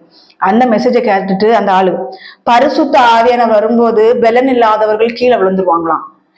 நீங்க ஒரு வசனத்தை எடுத்து காட்டுங்க. அங்க பேதுரு அப்போஸ்தலன் பிரசங்கம் பண்ணாரு, அப்ப எத்தனை பேர் கீழே விழுந்தாங்கன்னு வசனத்துல இல்ல. எல்லாரும் பரிசுத்தாவின் அபிஷேகத்தை பெற்றாங்க, ஞானஸ்தானம் பெற்றாங்கன்னு இருக்குது. யாரும் கீழே விழுந்தாங்கல்ல. அவர் சொல்றாரு, பரிசுத்தாவின் அபிஷேகம் பெறும்போது பலன் இல்லாதவர்கள் கீழே விழுந்துருவாங்க, நீங்க தேவனுடைய நாமத்தை தூசிச்சுட்டே இருங்கன்னு. அப்ப அந்த ஆள் எப்படிப்பட்ட ஆளா இருப்பான்? அந்த ஆள் அப்போ சபைகளை எல்லாரையும் விழ வச்சுட்டு இருக்கக்கூடியவனா இருப்பான். அப்படி கிடையாது. நாங்கள் விளக்கம் கொடுக்கறதுக்கு முன்னாடியே அந்த ஆளு ஓடி போயிட்டான். அதுக்கப்புறம் எங்கள்கிட்ட பேசல. கர்த்தருடைய பிள்ளைகளை, இந்த நாட்களில் கர்த்தர் சொல்லுகிறார், மீட்கப்படும் நாளுக்கென்று முத்திரையாக பெற்ற பரிசுத்த ஆவியானவரை நாம் ஒருபோதும் துக்கப்படுத்தக்கூடாது. நான் இன்னைக்கு சொல்றேன், பரிசுத்த ஆவின்னு சொல்லி உங்களை ஏமாத்தி உங்களை கீழே தள்ளி விழ வச்சிட்டு இருக்காங்களா? நீங்க பாவம் அறிக்கை பண்ணிருங்க. தயவாய் கேட்கிறேன், ஆண்டவரே, நான் இப்படிப்பட்ட கள்ள கூட்டங்களுக்குள்ள போய் நான் இப்படிப்பட்ட காரியங்களை செய்துட்டேன், என்னை மன்னிச்சிருங்க ஏசப்பான்னு சொல்லி ஆண்டவர்கிட்ட மன்னிப்பு கேட்டு விடுங்கள். ஆண்டவர் நிச்சயமாக மன்னிப்பார் என்று வேதவசனம் சொல்லுகிறது. மார்க் 3ஆம் அதிகாரம், மார்க் 3ஆம் அதிகாரத்துல மார்க் 3:29 மார்க் 3:29 சொல்லப்பட்டிருக்கிறது, ஒருவன் பரிசுத்த ஆவிக்கு விரோதமாக தூஷணம் சொல்வானாகில் அவன் என்றென்றைக்கு மன்னிப்படையாமல் நித்திய ஆக்கணைக்குள்ளாயிருப்பான் என்றார். ஆக்கணைனா நரகத்தை சொல்றார் ஆண்டவர். அதனால பரிசுத்த ஆவிக்கு விரோதமாய் நாம் தூஷணம் செய்யக்கூடாது. இன்னைக்கும் சொல்றேன், அடுத்தவன் இடரத்தக்கதாய் நீ எந்த ஒரு காரியத்தை செய்து கொண்டிருக்கிறாயா, பரிசுத்த ஆவியை நீ தூஷணம் செய்து கொண்டிருக்கிறாய், அது மன்னிப்படையாமல் அது நித்திய ஆக்கணைக்குள்ளாக போய் கொண்டு செல்லும் என்று வேதவசனம் சொல்லுகிறது. கர்த்தருடைய பிள்ளைகளே, மேஜிக் பண்ற ஊழியக்காரர்களுக்கு எச்சரிக்கையா இருங்கள் என்று வேதவசனம் சொல்லுகிறது. ரோமர் 8ஆம் அதிகாரம் 26வது வசனம். ரோமர் 8:26 அதுல சொல்லப்பட்டிருக்கிறது, ஸ்தோத்திரம், அந்தபடியே ஆவியானவர் நமது பலவீனங்களில் நமக்கு உதவி செய்கிறார். பலவீனங்கள் நமக்கு சில நேரங்கள்ல உடல் சோர்வா இருக்கும், பலவீனமா இருக்கும், என்ன செய்யறதுன்னு தெரியாது, ஜெபம் பண்ண முடியாது, வேதம் வாசிக்க முடியாது, ரொம்ப வேதனையாக இருக்கும். ஆண்டவரே, உங்களோட கூட நான் உறவாட முடியலன்னு அப்படி நீங்க நினைக்காதீங்க. நம்மளுடைய உதவி இல்ல, பலவீனங்கள்ல நமக்கு உதவி செய்கிறவர் யாரா? பரிசுத்த ஆவியானவர் நமக்கு உதவி செய்கிறார். நாம் ஏற்றபடி வேண்டியது என்னதென்று அறியாமல் இருக்கிறபடியால் ஆவியானவர் தாமே வாக்கு கடங்கா பெருமூச்சுகளோடு நமக்காக வேண்டுதல் செய்கிறார். பிதாவிட்ட வேண்டுதல் செய்கிறார். கர்த்தருடைய பிள்ளைகளே, இதை குறிச்சு வச்சுக்கோங்க. பரிசுத்த ஆவியானவர் நமக்குள்ள வந்தா நம்மளுடைய பலவீனங்கள்ல நமக்கு உதவி செய்வாரு. நம்ம ஜெபம் பண்ண முடியாத சமயத்துல நமக்குள்ள இருந்து பெருமூச்சோடு ஆவியானவர் வேண்டுதல் செய்வாராம். இதுக்குத்தான் பரிசுத்த ஆவியானவர் நமக்கு கொடுக்கப்பட்டிருக்கிறாரு. பாவத்தை குறிச்சு உணர்த்துறதுக்கு, நீதியை குறிச்சு உணர்த்துறதுக்கு, நியாய தீர்ப்பை குறிச்சு உணர்த்துறதுக்கு, பலவீனத்துல உதவி செய்கிறதற்கு இன்னும் நிறைய காரியங்கள் இருக்கிறது. இதற்காக தான் பரிசுத்த ஆவியானவர் நமக்கு கொடுக்கப்பட்டிருக்கிறார் என்று வேதவசனம் சொல்லுகிறது. சரி, அப்போஸ்தலர் 8ஆம் அதிகாரம் வசனங்கள் நிறைய இருக்கிறது. கர்த்தருடைய பிள்ளைகளே, எல்லாம் வாசிக்க முடியுமான்னு தெரியல, அதனால நான் வாசிக்கிறேன். அப்போஸ்தலர் 8:15-17 வரை. இவர்கள் வந்த பொழுது அவர்கள் ஒருவனும் பரிசுத்த ஆவியை பெறாமல் கர்த்தராகிய இயேசுவின் நாமத்தினாலே ஞானஸ்தானம் மாத்திரம் பெற்றிருக்கிறவர்களாக கண்டு அவர்கள் பரிசுத்த ஆவியை பெற்றுக் கொள்ளும்படி அவர்களுக்காக ஜெபம் பண்ணி அவர்கள் மேல் கைகளை வைத்தார்கள். அப்பொழுது அவர்கள் பரிசுத்த ஆவியை பெற்றார்கள். கர்த்தருடைய பிள்ளைகளே, பரிசுத்த ஆவியின் அபிஷேகத்தை பெறாமல் இருந்த பிள்ளைகளை பார்த்து ஞானஸ்தானம் மட்டும் பெற்றிருந்தார்கள். அப்பொழுது அவர்களுக்காக ஞானஸ்தானம் பெறும்படிக்கு யாரு? பேதுரு அங்க போய் அவர்கள் மேல் கைகளை வைத்த பொழுது அவர்கள் பரிசுத்த ஆவியின் அபிஷேகத்தை பெற்றார்கள். ஒரு மனம் தேவை நம்மளுக்கு. பரிசுத்த ஆவியின் அபிஷேகம் வேணும்னா ஒரு மனதோடு நம்ம தேவனுடைய பாதத்தில் காத்திருப்போம். சிலவர்களுக்கு எனக்கு பரிசுத்தவான்கள் என் தலையுடைய கை வைத்த உடனே எனக்கு பரிசுத்த ஆவியின் அபிஷேகம் கிடைச்சிச்சு. அப்படி கிடைக்கிறார் பரிசுத்த ஆவியானவர். நமக்கு பரிசுத்தவான்கள் தலையில கை வைக்கும்போது பரிசுத்த ஆவியானவர் கிடைப்பாரு. எப்ப பார்த்தாலும் பரிசுத்தவான்கள் தலையில கை வச்சாதான் நான் பரிசுத்த ஆவியான நிரம்புங்கிறது அது மூட நம்பிக்கை. அப்படி கிடையாது. பரிசுத்த ஆவியானவர் நமக்குள்ள வந்துட்டாலே நம்ம எப்பொழுதுமே பரிசுத்த ஆவிக்குள்ள நிரம்பி இருப்போம் என்று வேதவசனம் சொல்லுகிறது. அப்போஸ்தலர் 16ஆம் அதிகாரம் 6வது வசனம். அவர்கள் பிரிகியா கலாத்தியா நாடுகளை கடந்து போன போது ஆசியாவிலே வசனத்தை சொல்லாதபடிக்கு பரிசுத்த ஆவியினாலே தடை பண்ணப்பட்டு. கர்த்தருடைய பிள்ளைகளே, நமக்குள்ள பரிசுத்த ஆவியான வந்துட்டா அடுத்த பாயிண்ட். என்ன அப்படின்னா, பரிசுத்த ஆவி நமக்குள்ள வந்துட்டாருன்னா, இன்னாட்ட இதை பேசாத, இன்னாட்ட இங்க போகாத, இதை செய்யாத, அதை செய்யாத அப்படிங்கிறது நமக்கு இருந்து பேசுவார், தடை செய்வார். நான் நல்லா உணர்ந்திருக்கிறேன் கர்த்தருடைய பிள்ளைகளே, ஆவியான ஒவ்வொரு நிமிஷமும் என்னோடு இடைப்படுகிறதை நான் உணர்ந்திருக்கிறேன். சில காரியங்கள், இதை செய்யாத, இதை செய், இந்த நபர்கிட்ட பேசாத, இந்த நபர்கிட்ட இதை சொல்லாத, உள்ள இருந்து ஆவியானவரின் இடத்தில் இடைப்படுகிறதை நான் பார்த்திருக்கிறேன். அப்போ பாவம் செய்யும் பொழுது ஆவியானவர் நமக்குள்ள, பரிசுத்த ஆவியானவர் நமக்குள்ள இருந்து அதை தடை செய்கிறவராயிருக்கிறார். நம்மளை பரிசுத்தமாய் மாற்றுகிற பரிசுத்த ஆவியானவர், பாவத்தை நம்மளிடத்தில் வரவிடாத பரிசுத்த ஆவியானவர். பரிசுத்த ஆவியானவர் வருவார் என்றால் நமக்குள் இந்த மாற்றங்கள் தான் வருமே தள்ளி வேற மாற்றங்கள் வராது. சபைக்குள்ள கடந்து அந்த மாதிரி அந்நிய பாஷை பேசுவாங்க, சபைக்குள்ள கடந்து அந்த மாதிரி துள்ளி குதிப்பாங்க. வெளியில வந்த உடனே அவங்களுடைய கிரியைகளை பார்த்தா அசுத்தாவினுடைய முழு ரூபமும் அவங்கள்ட்ட தான் இருக்கும். அப்போ அது பரிசுத்தாவின் அபிஷேகம் கிடையாது என்று வேதவசனம் சொல்கிறது. கடைசியாக ஒரு வசனம், யூதா அதுல பரிசுத்த ஆவியானவர் நமக்குள்ளே வருவார் என்றால் நாம் என்ன செய்வோம் அப்படின்னா, யூதா, கர்த்தருக்கு ஸ்தோத்திரம், 20வது வசனம், நீங்களோ பிரியமானவர்களே உங்கள் மகா பரிசுத்தமான விசுவாசத்தின் மேல் உங்களை உறுதிப்படுத்தி கொண்டு பரிசுத்த ஆவிக்குள் ஜெபம் பண்ணி, பரிசுத்த ஆவிக்குள் நாம் என்ன செய்யணுமா, ஜெபம் பண்ண வேண்டும் என்று தேவனாகிய கர்த்தர் இந்த நாட்கள் நமக்கு வார்த்தை கொடுக்கிறார். பரிசுத்த ஆவியா நம்ம பிரேயர் பண்ண போகும்போது இந்த நாட்களிலே சில ஆட்கள் எல்லாம் மணிக்கூர் கணக்குல போயிருந்து ஜெபம் பண்ணுவாங்க. அதான் ஆண்டவர் சொல்றாரு, ஆகாயத்துல சிலம்பம் பண்ணுகிறவர்களாய் நீங்கள் விண்ணப்பம் பண்ணக்கூடாது. நமக்குள்ள பரிசுத்த ஆவியானவர் வந்துட்டார் என்றால் இன்னாருக்காக ஜெபம், இன்னார் ஆபத்துல சிக்க போறான் அவனுக்காக ஜெபம், தேசம் அழிய போகிறது தேசத்துக்காக ஜெபம், உன் கணவனுக்கு இப்படி ஆபத்து வரப்போகுது அவனுக்காக ஜெபம், உன் மனைவிக்கு இப்படி ஆபத்து, உன் பிள்ளைகளுக்கு இப்படி ஆபத்து, உன் பிள்ளைகள் இப்படி ஒரு சிக்கல்ல சிக்க போறாங்க அவர்களுக்காக ஜெபம். ஒவ்வொரு காரியத்தையும் பரிசுத்த ஆவியானவர் நமக்குள்ள இருந்து போதிச்சு நடத்துவார். அல்லாம போயிருந்து வீண் வார்த்தைகளை அலப்பாதீங்கள், அதிக வசனிப்பு உங்களுக்கு வேண்டாம் என்று ஆண்டவர் சொல்லுவார். ஜபத்துல போயிருந்து மணிக்கூர் கணக்குல அதைத்தாரும் இதைத்தாரும் அப்படி செய்யும் இப்படி செய்யும், அப்படி இல்லை. நமக்குள்ள பரிசுத்த ஆவிக்குள் நாம் ஜெபம் பண்ண வேண்டும் என்று ஆவியானவர் இந்த நாட்கள் நமக்கு கற்றுக் கொடுக்கிறார்.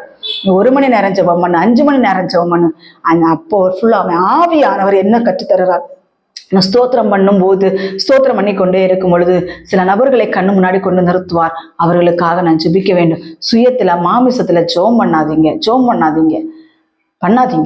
பரிசுத்த ஆவிக்குள் பரிசுத்த ஆவியானவர் சொல்லுகிற வார்த்தைக்குள் இடைப்பட்டு நீங்கள் ஜெபம் பண்ண வேண்டும் என்று ஆண்டவராகிய இயேசு கிறிஸ்து சொல்லுகிறார். கடைசியாக ஒரே ஒரு வசனம், அப்போஸ்தலர் 1ஆம் அதிகாரம்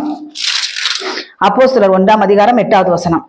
இந்த வசனத்தை நீங்கள் ஆழ்ந்து படிங்க, ஆராயுங்க. இந்த வசனத்தை நீங்க ஆராயும் பொழுது இவ்வளவு நேரம் நான் கொடுத்த வேத வசனத்தின் பகுதி இந்த வேத வசனத்தோடு மேட்சாகும். இந்த வசனத்தின்படி உங்களை நீங்கள் காத்துக் கொள்வீராக.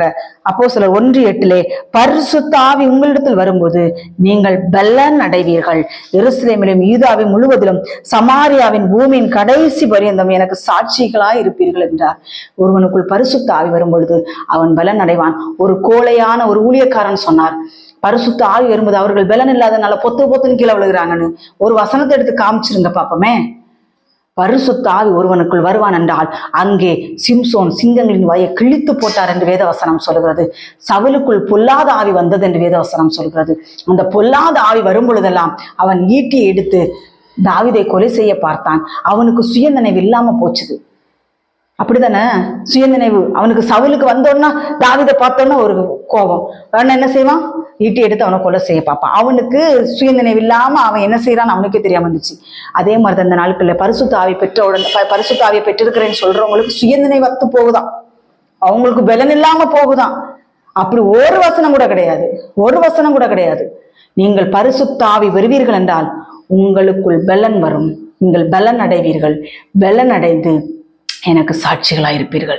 இந்த நாட்கள்ல பரிசுத்தாவின் அபிஷேகனுக்கு சொல்லிட்டு கோட்டை தூக்கி வீசுறது எல்லாத்தையும் அவன் மக்களை கீழே தள்ளி விட்டுட்டு சாட்சிகளாவா இருக்கிறீங்க? தூசிச்சுட்டுல தெரியுறீங்க, பரிசுத்தாவியனோட துக்கப்படுத்திட்டுல தெரியுறீங்க, பரிசுத்தாவியனோட தூசணிச்சுட்டு இருக்கீங்க. உனக்கு நரகம் என்று வேதவசனம் சொல்கிறது. ஒருவனுக்குள் பரிசுத்த ஆவி வருவார் என்றால் அவன் பலன் அடைவான், எனக்கு சாட்சியாயிருப்பான். எனக்கு சாட்சியா இருப்பான். சில இடங்களில் எல்லாம், சில சபைகள் எல்லாம் மக்களை பார்க்கும் பொழுது ரொம்ப வேதனையாக இருக்கிறது. சபைக்குள்ள இருக்கும் போது கையை தட்டி பரிசுத்தாவில அப்படி நிரம்புறாங்க. ஆனா வெளியில வந்து பச்சை பச்சையான கெட்ட வார்த்தைகள், அடுத்தவனுக்கு விரோதமாய் பேசுறது. பரிசுத்த ஆவி சர்ச்சுக்குள்ள ஆராதனையில அவ்வளவு தூரம் ஆவியானவர் தனங்களுக்குள்ள வந்துட்டாருன்னு சொல்லி அவ்வளவு நிரம்புறாங்க. இப்ப அவங்க வீட்டுக்குள்ள போய் பார்த்தா ஆபாசமான திரைப்படம் ஓடிக்கொண்டிருக்கிறது. மிகுந்த வேதனை அளிக்கக்கூடிய காரியங்கள் என் கண்கூடாவே நான் பார்த்திருக்கேன் மக்களே. சர்ச்சில் இருந்து அவங்கள போல ஆவில நிறையறதுக்கு ஆட்கள் கிடையாது. ஆனா அந்த ஆவில நிறையிறாங்க. நிறைஞ்சி அடுத்த செகண்ட் வீட்டுல போய் பார்த்தா வீட்டுல ஆபாசமான திரைப்படங்கள் ஓடிக்கொண்டிருக்கிறது. தேவனுக்கு எரிச்சலை மூட்டி கொண்டிருக்கிறீர்கள். தேவனுடைய பரிசுத்தாவை துக்கப்படுத்தி கொண்டிருக்கிறீர்கள், தூசித்து கொண்டிருக்கிறீர்கள். உங்களுக்கு ஆக்கினை நரகம் என்று கர்த்தராகிய ஆண்டவர் இந்த நாட்களே சொல்கிறார். அதனால கர்த்தருடைய பிள்ளைகளே, இந்த நாட்களிலே ஒருவனுக்குள் பரிசுத்த ஆவி வருவார் என்றால் அவனுடைய நடை மாறும், உடை மாறும், பேச்சு மாறும், பழக்க வழக்க மாறும். டோட்டல் சேஞ்சிங்காக அவன் மாறிவிடுவான். கிறிஸ்துவை போலவே மாறிவிடுவான். இயேசு கிறிஸ்து கண்ணாடியிலே முகமுகமா நாம் பார்க்கறது போல ஒரு நாள் அவரை பார்க்க போறோம். நம்ம கண்ணாடியில நிழலாட்டமா இப்ப நம்ம பார்க்கிறோம். நீ முகமுகமா இவரை நாம் தரிசிக்க போறோம். அவருக்கு ஒப்பா இருப்போம். இன்னைக்கு சொல்றேன், பரலோகத்தில் செய்யப்படுகிறது போல பூமியிலையும் செயல்படுவதாக. பரலோகத்தில் தேவனை எப்பொழுது துதித்து கொண்டிருக்கிறார்கள். பரலோகத்தில் அசுத்தம் கிடையாது, அக்கிரமம் கிடையாது, அநியாயம் கிடையாது, அருவருப்பு கிடையாது, எதுவும் கிடையாது. அதே போல நம்மளே ஆண்டவர் மாற சொல்லியிருக்கிறார். கண்களின் இச்சைகளை விட்டு விலகுங்க. யாரை பார்த்தாலும் அருவருப்பா பார்க்கறது, வேசித்தனத்தின் ஆவிகள் இதெல்லாம் முதல்ல நீ பரிசுத்தாவின் அபிஷேகம் பெற்றிருந்தீன்னா ஒருத்தவங்களை பார்க்கும்போது அதுக்கு அந்த காரியம் தவறாய் தோன்றும் என்றால் அந்த இடத்திலே நீ ஆண்டோட்ட மன்னிப்பு கேட்டு நீ மனம் திரும்பணும். இல்லை ருசிச்சு நீ எல்லாம் பண்ணிட்டு இருந்தீன்னா நீ உனக்குள்ள இருக்கிற பரிசுத்த ஆவியானவரை துக்கப்படுத்தி கொண்டிருக்கிறாய். உன்னுடைய பேச்சு சரியில்லையா, உன் பேச்சு நடவடிக்கைகள் சரியில்லையா, உனக்குள்ள இருந்து பரிசுத்த ஆவியானவர் துக்கப்படுத்திட்டு இருக்கிற. பரிசுத்த ஆவி குரோதமாய் சொல்லுகிற செய்கிற ஒவ்வொரு காரியங்களும் இன்மையிலும் மறுமையிலும் உனக்கு மன்னிக்கப்படாது. ஒருவேளை நான் பரிசுத்த ஆவியை தூஷணமாய் பேசிட்டேன் அப்படிங்கல, உனக்குள்ள பரிசுத்த ஆவியானவர் வந்துட்டாருன்னா நீ எந்த பாவம் தெரிஞ்சினாலும் நீ நரகத்துக்கு தான் போகாது. ஏன்னா பரிசுத்த ஆவியான விரோதமா செஞ்சுட்டு இருக்கிற. என்னையும் சேர்த்து தான் மக்களே நான் சொல்றேன். நான் பெரிய விசேஷத்தவள் ஒன்றும் கிடையாது. இந்த வார்த்தை முதலாவது எனக்கு தான், எனக்கும் என் குடும்பத்துக்கு தான் இந்த முதலாவது இந்த வார்த்தை, அப்புறம்தான் மக்களுக்கு. அதனால ஒருவனுக்குள் பரிசுத்த ஆவி வந்ததுக்கு பிறகு கண்களின் இச்சை, ஜீவனத்தின் பெருமை, விபச்சாரம், வேசித்தனம், கொள்ளை, விக்கிரகாராதனை, பகைகள், விரோதங்கள், சண்டைகள், பிரிவினைகள், இந்த மாதிரிப்பட்ட எந்த காரியங்கள் இருந்தாலும் பரிசுத்த ஆவியானவரை துக்கப்படுத்தி கொண்டிருக்கிறீர்கள். பரிசுத்த ஆவியானவரை தூசித்து கொண்டிருக்கிறீர்கள். அதனால இந்த மாதிரிப்பட்ட காரியங்களை நீங்கள் விட்டு விலகுவீர்களாக. இயேசுவின் நாமத்தில் இந்த நாட்கள் உங்களுக்கு ஒரு விடுதலை உண்டாகணும் என்று ஆவியானவர் இடைபடுகிறார். கடைசி காலத்துல வைக்கப்பட்டிருக்கிற மக்களே இன்னும் போராடிட்டே கிடக்கிறது. இன்னும் நான் என்ன சொல்றேன், பரிசுத்த ஆவியானவர் நீங்கள் பெற்றுக்கொள்ளுங்க. பரிசுத்த ஆவியானவர் கொஞ்சமா வந்திருக்கிறார் அப்படிலாம் கிடையாது சிஸ்டர். பூரணமா என்னிடத்துல இல்ல சிஸ்டர் பரிசுத்த ஆவியானவர் அப்படி இருக்குதா, அப்படிலாம் கிடையாது. பரிசுத்த ஆவியானவர் ஆழ்த்தத்துவம் உள்ளவர் நம்மளுக்கு பூரணமாய் நிரம்பி விடுவோம். பூரணமாய் தான் நம்மள்ட்ட இருக்கா, கொஞ்சம் எள்ளு போல அப்படியெல்லாம் ஒன்றும் இல்லை, நம்மள்ட்ட பூரணமா நிரம்பி இருக்கிறாரு. அதனால பரிசுத்த ஆவியானவருக்கு முழுவதுமா இடத்தை கொடுப்போம். முழுவதுமா இடத்தை கொடுத்து பாருங்க. இன்னைக்கு நான் சொல்றேன் கர்த்தருடைய பிள்ளைகளே, என்னுடைய மேட்டின்மைக்காகவோ எதுக்காகவோ அல்ல, நான் ஒவ்வொரு நிமிஷமும் கிச்சன்ல வேலை செஞ்சுட்டு இருக்கும் போதும் ஒவ்வொரு நிமிஷமும் பரிசுத்த ஆவியானவர் என்னோடு இடைபடுகிற காரியத்தை நான் ரோட்ல நடந்து போகும்போது, பைக்ல போகும்போது, தூங்கும் போது, வேதம் படிக்கும் போது, ஜெபிக்கும் போது, ஒவ்வொரு பிள்ளைங்கள்ட்ட பேசும்போது, கணவன்கிட்ட பேசும்போது, ஒவ்வொரு நிமிஷமும் பரிசுத்த ஆவியானவர் இடைப்பட்டு கொண்டிருக்கிறது நான் உணர்ந்திருக்கிறேன். டக்குன்னு சொல்லுவார், வாயை மூடுன்றுவாரு, கப்பு சுப்புன்னு வாயை மூடிடுவேன். ஏன்னா அந்த இடத்துல சண்டை வரும். நான் வாயை திறந்துட்டேன்னா சண்டை வந்துடும். இந்த கப்பு சுப்புன்னு வாயை மூடிட்டோம். ஏன்னா பரிசுத்த ஆவிக்குரோதமா நம்ம செயல்பட்டுட்டோம்னா இன்மையிலும் மறுமையிலும் அது நமக்கு மன்னிக்கப்படாதான். பயபக்தியா இருங்கள். இவ்வளவு நாள் நீங்க என்ன பாவனால செஞ்சுட்டு போயிருக்கலாம் பரிசுத்த ஆவிக்குரோதமா. இந்த நாட்களை ஒப்பு கொடுங்க. பரிசுத்த ஆவியானவரே, உங்களை நான் அதிக நேரத்துல துக்கப்படுத்திட்டேன் எனக்குள்ள வச்சுட்டு. அதான் எங்க சித்தப்பா சொல்லுவாரு ஒரு வார்த்தை, முன்னாடி வருஷம் ஆயிடுச்சு. எங்க சித்தப்பா சொல்ற வார்த்தை என்னன்னா, குடிக்கிறாங்க தெரியுமா, நான் இயேசு எனக்குள்ள இருக்கிறாருன்னு சொல்றாங்க, சொல்லிக்கிட்டு தண்ணி அடிக்கிறாங்க. அப்ப நீ யாரை குளிப்பாட்டிட்டு இருக்கிற? இயேசு கிறிஸ்துவ குளிப்பாட்டிட்டு இருக்கிற. உனக்குள்ள இருக்க ஏசப்பாக்கு நீ என்ன செய்யற? பிராந்திய ஊத்தி கொடுக்குற. குடிக்கிறவர்களே மனம் திரும்புங்கள். இயேசு எனக்குள்ள இருக்கிறாருன்னு சொல்லிட்டு குடிக்காதீங்க. ஒருவேளை இயேசுவை நீங்க உங்களுக்குள்ள ஏத்துக்க வேண்டாம். ஏத்துக்காம நீங்க குடிச்சிட்டே இருந்த வாழ்க்கை முழுவதும் நரகம் ஆயத்தமாயிருக்கு கொண்டிருக்கிறது. கர்த்தருடைய பிள்ளைகள், இந்த நாட்கள் கர்த்தர் சொல்லுகிற வார்த்தை என்னன்னா, நீங்க பரிசுத்த ஆவியின் அபிஷேகம் பெற்றுட்டீங்களா? அவதூற யார பத்தியும் பேசாதீங்க, கோல் சொல்லாதீங்க, கிண்டல் பண்ணாதீங்க, பரியாசம் பண்ணாதீங்க. நாட்கள் பரியாசம் வேண்டாம். மற்றவங்களை பத்தி பரியாசம் பண்ணாதீங்க, கோல் சொல்லாதீங்க, அவதூறா பேசாதீங்க, மற்றவங்க அவதூறா பேசாதீங்க. உங்க உடைகளை மாற்றிக்கொள்ளுங்கள், ஆபாசமாய் உடை அணிகிறதை மாற்றிக்கொள்ளுங்கள். தகுந்த ஆடைகளை அணியுங்கள், தகுந்த ஆடைகளை அணியுங்கள். அதுதான் ஒருத்தர் சொல்லியிருந்தாரு, இப்போ சினிமா நடிகர்களுக்கென்று தனியாக ஆடைகள் தயாரிக்கப்படுகிறது. சினிமா நடிகர்களுக்கென்று, நமக்கென்று நமக்கு ஆவிக்குரிய பிள்ளைகள் நமக்கென்று இப்ப சுடிதார் கடையில கிடைக்காதா, சாரி கிடைக்காதா? நம்ம மானத்தை மறைக்கக்கூடிய ஆடைகள் கடையில இருக்கத்தான் செய்யுது. நம்ம சினிமா நடிக்கிற ஆடைகளை தேடி போக கூடாது. சினிமா நடிக்கிறவளுக்கு போடுறாளுகள்ல அந்த ஆடையை தேடி போவாம நமக்குன்னு மானத்தை மறைக்கிற ஆடைகளை வாங்கி நாம் போடுவோமாக. ஜீன்ஸ் பேண்டை போட்டு தொடைய ஓட்டி அருவருப்பு ஆடைகள் அணிந்து கொண்டிருக்கிறவர்கள் இருக்கிறார்கள். கை இல்லாம கால் இல்லாம வேசித்தனத்தின் நாவிகளோடு ஆடைகளை போட்டுக் கொண்டிருக்கிறவர்கள் இருக்கிறார்கள். இதெல்லாமே பரிசுத்த ஆவியானவரை பெற்றுக் கொண்டிருந்தீங்கன்னா பரிசுத்த ஆவியானவர் துக்கப்படுத்துகிற காரியம் என்று வேதவசனம் சொல்கிறது. அதனால கர்த்தருடைய பிள்ளைகளே, இந்த நாட்கள் கர்த்தர் கொடுத்த வார்த்தை, பரிசுத்த ஆவிக்கும் அசுத்த ஆவிக்கும் வித்தியாசத்தை நாம் தெரிந்து கொள்ள வேண்டும். நான் இன்னைக்கு சொல்றேன், வாலிப பிள்ளைங்களா இருக்கலாம், பரிசுத்த ஆவியின் அபிஷேகம் பெற்ற பிள்ளைங்களா இருக்கலாம், ஒருவேளை இந்த மாதிரிப்பட்ட ஞானஸ்தானம் எடுத்த பிள்ளைங்களா இருக்கலாம். இந்த மாதிரி உலகத்துக்குரிய அருவருப்பு, உலகத்துக்குரிய அக்கிரமத்துல ஏதாவது பிடிக்கப்பட்டிருந்தீங்கன்னா வெளியே வந்துருங்க. ஒருவேளை உங்களுக்கு இது நல்லது போல தெரியலாம். இன்னைக்கு ஒருவேளை செல்லுல அருவருப்பான காரியங்களை பார்க்கறது உங்களுக்கு நல்லது போல தெரியலாம். ஒருவேளை செல்போன்ல கண்டவனுக்கும் வரவனுக்கும் போறவனுக்கும் எவனை பார்த்தாலும் சேட் பண்றது, இந்த மாதிரிப்பட்ட காரியத்துல இருக்கிறது உங்களுக்கு இன்னைக்கு குளிர்ச்சியா இருக்கலாம். அதுதான் நீதிமொழிகளை இருக்குது, பாய்மரத்தட்டில் படுத்திருக்கிறவனை போலவும் இருப்பானாம். வேசித்தனம் செய்யறவன், விபச்சாரம் செய்கிறவன், போதை பொருளுக்கு அடிமையா இருக்கிறவனா இப்படிதான் பாய்மரத்தட்டுல படுத்திருக்கிறவனை போல இருக்குமா. அவனுக்கு வருகிற ஆக்கனை தீர்ப்பு அவனுக்கு தான் தெரியும், அவனுக்கும் தெரியும், ஆண்டவருக்கும் தெரியும். அதுல கர்த்தருடைய பிள்ளைகளை, வாலிப பிள்ளைகள் ரொம்ப கவனமா இருக்கணும். வாலிப பிள்ளைகள் அநேகர் இச்சைக்குள்ள விழுந்து கிடக்குறீங்க. இச்சை, சினிமா நடிகர், ஒரு சினிமா நடிகர் ஒருத்தன் வந்துட்டான்னா இச்சை நாவி, கிழவிகளுக்கும் இச்சை நாவி, குமரனுக்கும் இச்சை நாவி, குமரிகளுக்கு இச்சை நாவி. அப்படி இருக்கக்கூடாது. இந்த நாட்கள் ஆவியான ஒரு வார்த்தையின் மூலமா இடைப்படுகிறார். அநேக மரணங்கள் விழப்போகிறது. வாலிப சமுதாயத்திலே அநேக மரணங்கள் விழப்போகிறது. கவனமா இருந்துக்கங்க வாலிப பிள்ளைகளே. ஆவியானவர் இடைப்படுகிறார். ஆவியானவர் வேதனையோடு சொல்லுகிறார், மரணம் தீர்ப்பல்ல, பரிசுத்த ஆவியானவருக்கு உங்களை ஒப்பு கொடுங்கள். கிறிஸ்தவர்கள் ஒப்பு கொடுங்கள். உலக பிரகாரமான ஜனங்களே, மனம் திரும்புங்கள். எவனும் உங்களை கொண்டு போய் கொப்பரையில வைக்க முடியாது. ஆண்டவர் மாத்திரமே. ஆண்டவர் மட்டும் பற்றி பிடிச்சு கொள்ளுங்க. ஆண்டவரை பற்றி பிடிச்சு கொள்ளுங்க. ஆண்டவர் தான் உங்களை விடுதலை ஆக்கக்கூடும். நானோ எந்த ஊழியக்காரனும் உங்களை விடுதலை ஆக்க முடியாது. ஆண்டவரை பற்றி பிடித்துக் கொள்ளுங்க. ஆண்டவர் சொல்லுகிறார், இன்னும் குறித்த நாட்களில் அநேக மரணங்கள் விழப்போகிறது. வாலிப சமுதாயத்தில் வாலிபர்களை கொண்டு கர்த்தர் ஒரு திட்டம் வைத்திருக்கிறார். ஆனா பிசாசின் தந்திரமான வேலைகள் என்ன தெரியுமா? சில ஊதாரிகளை கொண்டு வந்து வாலிப சமுதாயத்தை சீரழித்துக் கொண்டிருக்கிறான். கவனம் தேவை. வாலிபர்களே கவனம். யாரும் சூசைட் அட்டன் பண்ணிடாதீங்க. வாலிபர்களே கவனமா இருங்க. ஒருத்தனும் உங்க குடும்பத்துல ஒருத்தனும் உங்களை பாதுகாக்க முடியாது. உங்க பெற்றோருக்கு நீங்க தான் உத்தரவாதம். உங்க பெற்றோர் நல்ல கவனிங்க. கண்டவனுக்கும் கலிசவனுக்கும் போய் நீங்க கொடை பிடிச்சிட்டு நிக்காதீங்க. உங்க பெற்றோரை கவனிங்க. உங்க குடும்பத்தை பராமரிங்க. திருப்பியும் சொல்றேன், வாலிப பிள்ளைகளே கவனம். அன்பாய் கேட்டுக்கொள்ளேன். தங்க பிள்ளைகளே, யாரும் இந்த தவறான முடிவுக்குள்ளும் போய்விடாதீர்கள். கவனமாயிருங்கள். இது வாலிபர்களுக்காக இருக்கலாம், பெரியவர்களுக்காக இருக்கலாம், யாருக்கோ இந்த மெசேஜ் போய் சேரணும்.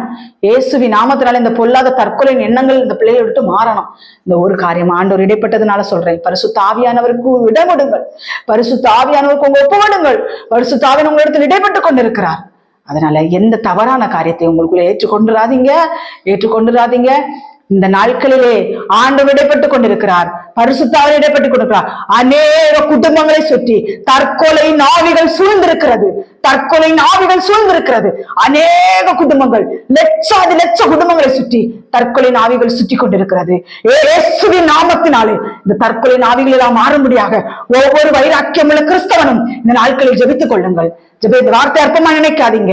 ஜெபித்துக் கொள்ளுங்கள். கிறிஸ்தவர்களே ஜெபித்துக் கொள்ளுங்கள். கிறிஸ்துவுக்குள் வாழ்பவர்களே வாலிப சமுதாயத்துக்காக ஜெபித்துக் கொள்ளுங்கள். ஒவ்வொரு கூடாரத்தை சுற்றிலும் தற்கொலை ஆவி சுத்தி கொண்டிருக்கிறது. இயேசுவின் நாமத்தினால் தற்கொலை ஆவி இப்பொழுது வெளியேற வேண்டும். எல்லாருமா இந்த ஊக்கமாய் ஒவ்வொரு பிள்ளைகளுக்காக ஜெபித்துக் கொள்ளுங்கள். இயேசு சீக்கிரம் வரப்போகிறார். என்னன்னா இயேசு சீக்கிரம் வரப்போகிறார் என்று தெரிந்ததுனால இந்த சத்துரு என்ன செய்யறானா, சினிமா நடிகரை கொண்டு வந்து பொல்லாத காரியங்களை இந்த வாலிப பிள்ளைகளுக்குள்ள விதைத்து விட்டான். அதனால தயவாயன்பாய் கேட்டுக்கொள்கிறேன். வாலிப பிள்ளைகளை யார் இந்த மெசேஜை கேட்டாலும் எல்லா வாலிப பிள்ளைகளுக்கு மெசேஜ் அனுப்பி கொடுங்க. வாலிப பிள்ளைகளுக்கு மெசேஜ் அனுப்பி கொடுத்து வாலிப பிள்ளைகள் எந்த தப்பான எண்ணங்களுக்கு போய்விடாதபடிக்கு தடுத்து நிறுத்துங்கள். இதை அனுப்பி கொடுக்கறதுனால நீங்க தடுத்து நிறுத்துவீங்க நான் சொல்லல. உங்கள் முழங்கால் காப்பு காய்க்கட்டும். இந்த முழங்கால் காப்பு காய்க்கட்டும். ஒவ்வொரு குடும்பங்களை சுற்றி போராடுகிற தற்கொலை ஆவிகள் இயேசுவின் நாமத்தினாலே விலகி போகட்டும். அன்பாய் கேட்டுக்கொள்கிறேன். வேண்டாம், யாருமே தற்கொலை செஞ்சிடா நரகத்துக்கு தான் போவீங்க. இந்த மாதிரிப்பட்ட காரியங்களை செய்யாதீங்க மக்களே. அன்பாய் கேட்டுக்கொள்கிறேன்.